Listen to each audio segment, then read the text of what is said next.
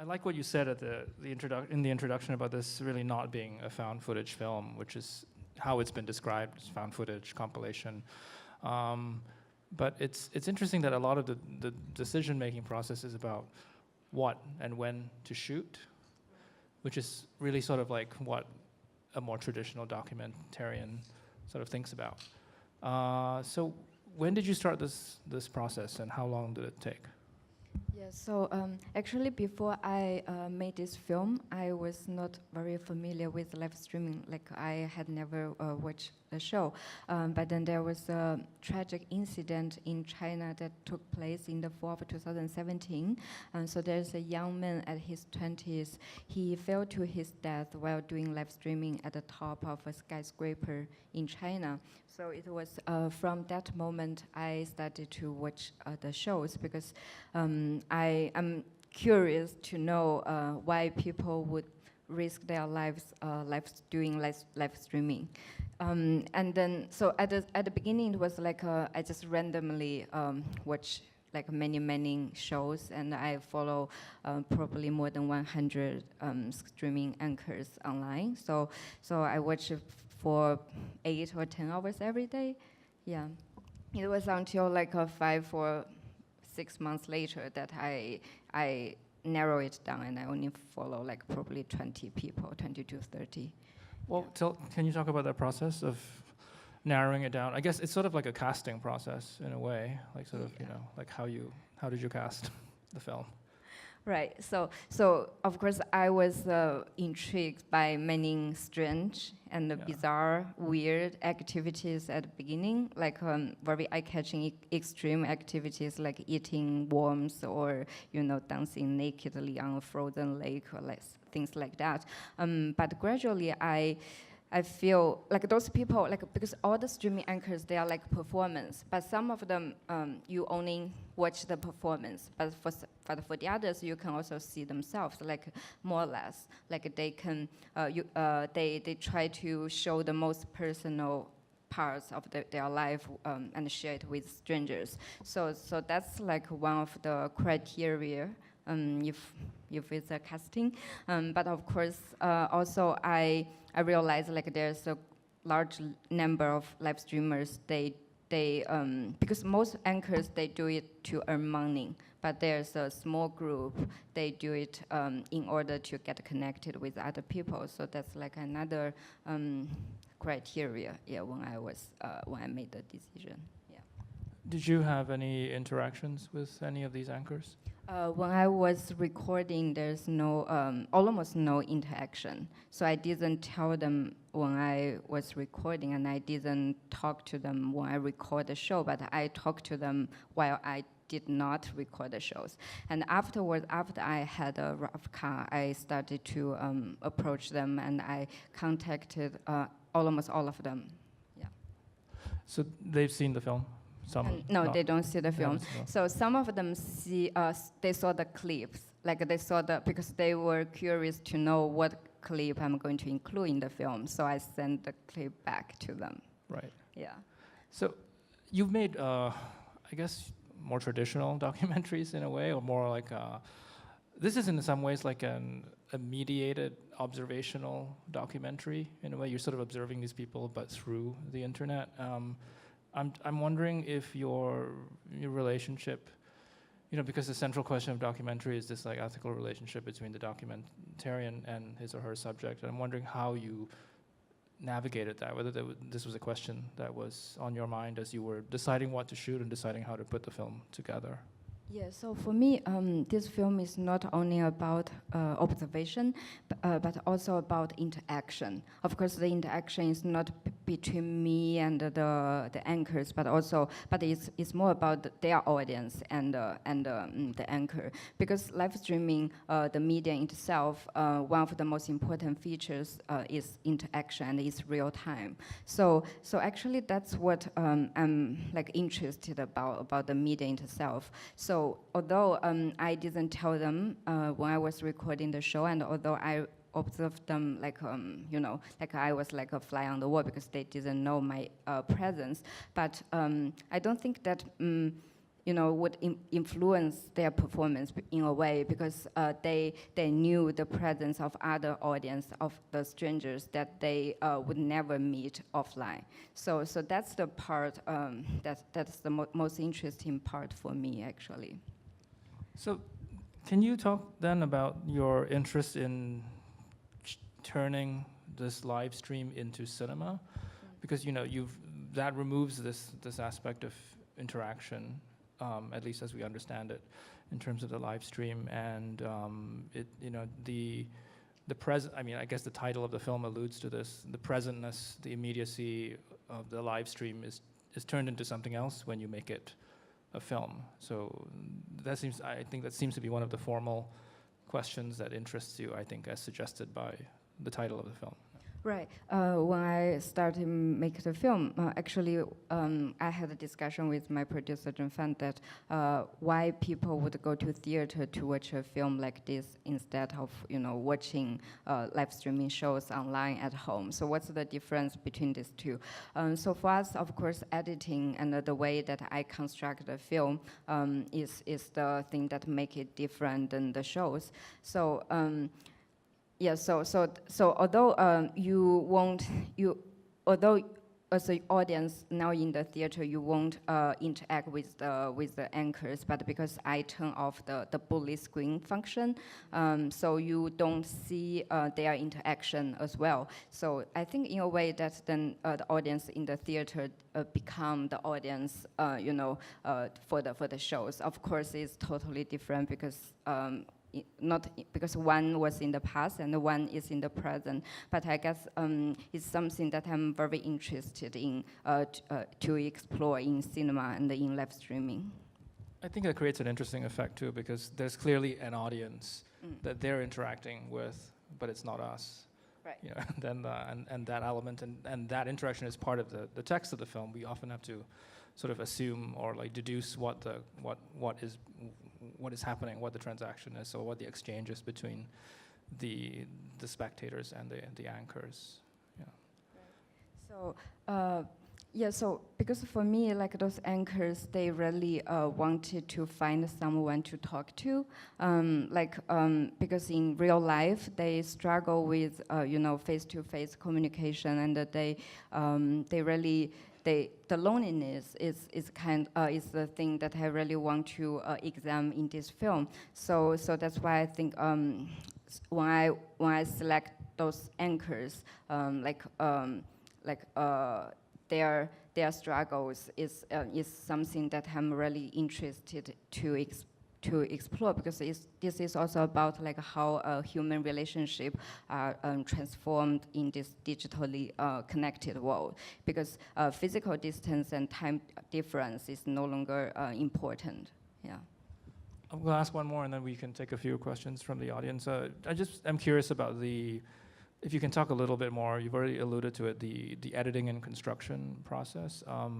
Just how many hours of footage was it that you had? How many hundreds of hours? Yeah, I would say at least 800 hours. 800 hours. Yeah, because it's just like 3 or 4 months. Because I did it like 8 to 10 hours per day. So how did you arrive at this structure? You have a sort of a loose sort of episode. You have very loose chapter headings in the film, and also you, as in your previous film, Another Year, I think there are many long takes. You do let it play out for a while, and you seem interested in sort of how duration works in cinema. Yeah, because so live streaming in China is an industry that more than millions of users are involved. So at the beginning, I knew that I didn't want to focus on any individual or a certain group of people. So I knew this is going to be a portray of many different people. So when I was editing the film, I tried to build this loose narrative. There's no plot and there's no protagonist in a way. So and also because for me like So that's why I built it as 4 chapters. The first one is like introduction. The second one is more like a diverse, like portray of different people, and then this third one is like you get to know them more and more deeply, and then that's the ending. So it's actually a very simple structure for me.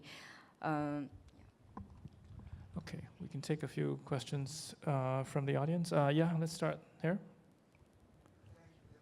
There's a microphone coming, and yeah, thanks. Thank you. It was extraordinary to watch even those of us over 40 who don't quite understand the technology. But you focused very heavily on what I will call in US language disability. We have very strong disability rights, a very strong disability movement, and many of of the characters in your film were disabled. The young man, the burn victim. In some ways, I think this is going to get picked up by those who are interested in teaching about, disability from inside. Was disability an issue that was driving you? Were you conscious of the fact that disability was going to be one of the themes that at least some of us in the American audience will resonate to?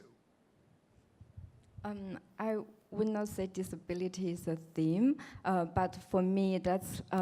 But when I was, when I watched the shows, first, of course, I was surprised to see that, why many people with disability, they have the courage to, interact with people, to talk to people, to share the most personal moments of their lives with strangers. So that's why it gradually or eventually it becomes a film like this, not all of the anchors, of course, but some of them, they have disabilities, because in real life, they have this problem, they have this difficulty talking to other people. They don't have the opportunity to get connected with other people. And now with internet, with technology, they finally have, this kind of, opportunity, to talk to other people, I think, yeah, right there. Hi, it's just really simple question that I think many people might want to ask. Why do you turn those footage to black and white? I'm really curious about that. Yep. Because the footage was shot by different devices, so they have different contrasts and tones. So black and white is a way to keep a certain consistency for the image. But another important reason for me is that black and white is not what you see in real life and on internet. It's just something different than what you see in your life. So this way, it gives the film its own subjectivity. There's a certain detachment from both the real and the virtual. Yep, right there.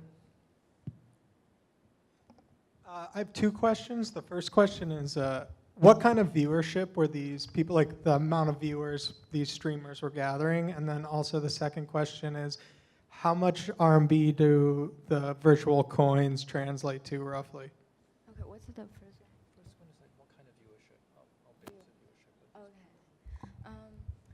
So as for the viewership, I guess, it's not just about seeing and being seen by other people. It's more complicated than that. So I would say it's more like interaction, it's communication, because the audience not just watch the show, they also talk to them, and also they send them gifts.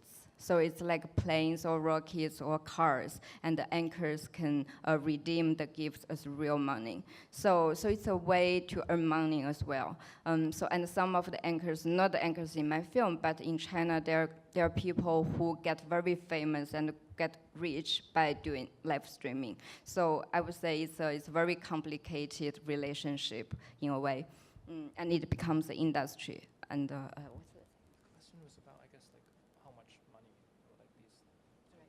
yeah, okay.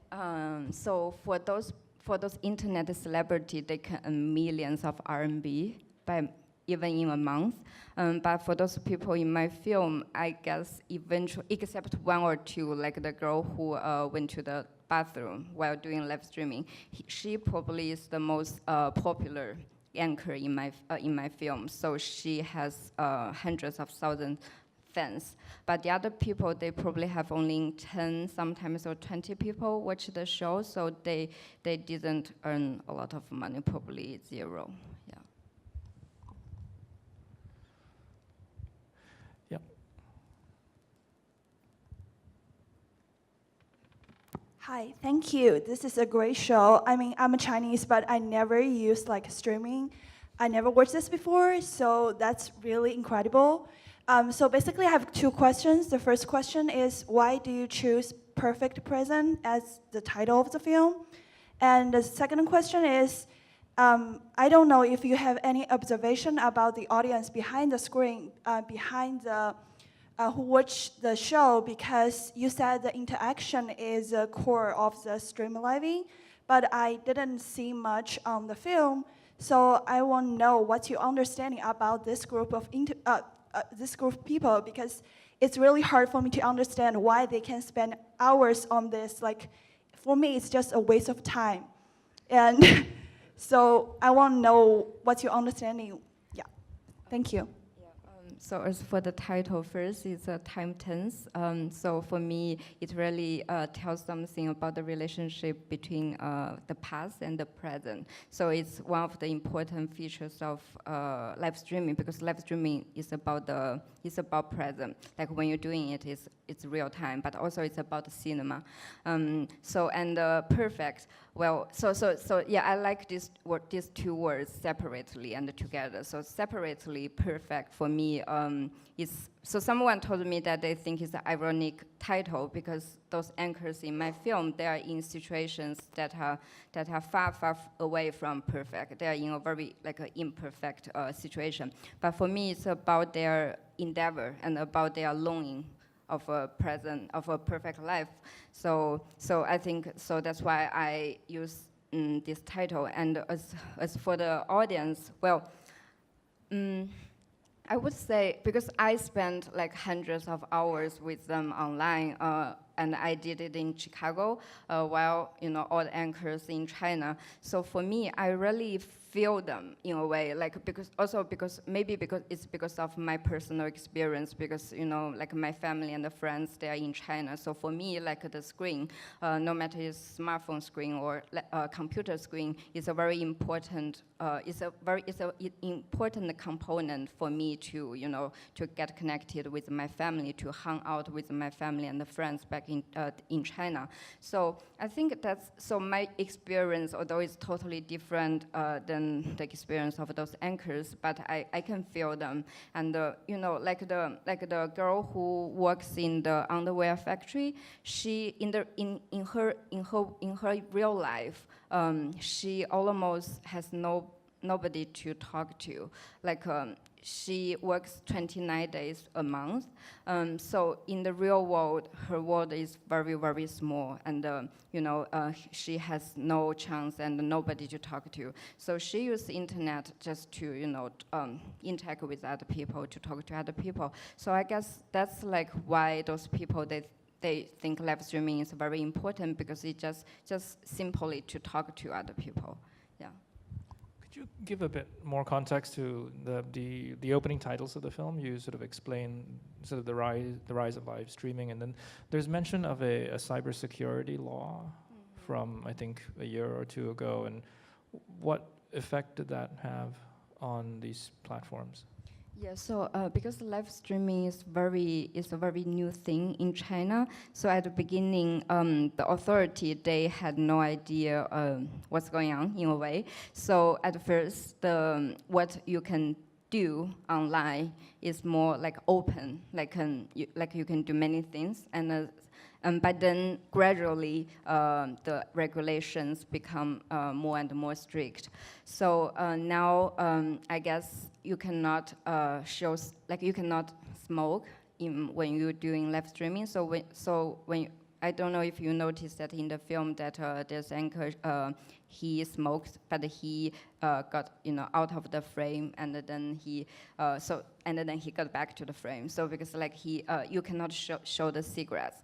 And another thing is that like for example, like a woman seductively eating bananas is banned now, and also but I mean.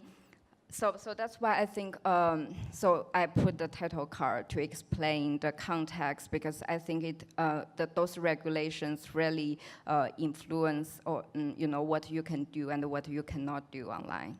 So there's a list of prohibitions, like eating bananas and. Yeah, I think so. Yeah, there's something like that. But at the beginning, it was very open. So yeah, so you see some like very bizarre and strange things. Yeah. Okay, I think we can take one or two more. Yeah, there's a hand. Is there a hand there? Or, yep. I don't know a lot about live streaming, but I presume it's a worldwide phenomena. And when I was looking at your film, I was wondering whether there were certain things that were unique to China, or if we were in other countries in the U.S. or anywhere else, would we see similar kinds of things and similar kinds of people who would be doing this sort of streaming? Yeah, I mean, if you just watch those Chinese platforms that I watch, then you can watch it everywhere in the world. But of course, because there are also, I know there are people who are doing live streaming in United States and use different platforms. I guess that's probably different in a way, but it's not just because of live streaming, just because of the culture. Yeah, it's just different. Yeah. All right, we can take one final question if anybody has one. No? All right, let me just end by asking you, do you know what you're working on next? Are you working on something in the virtual or real world next? Probably in the real world, but also I think, I mean, the boundary between the real and the virtual becomes more and more blurry. So yeah, so my next film still in the actual physical world, not online. All right, Shengzi, thanks so much for the thank film you. and for being Thanks. here.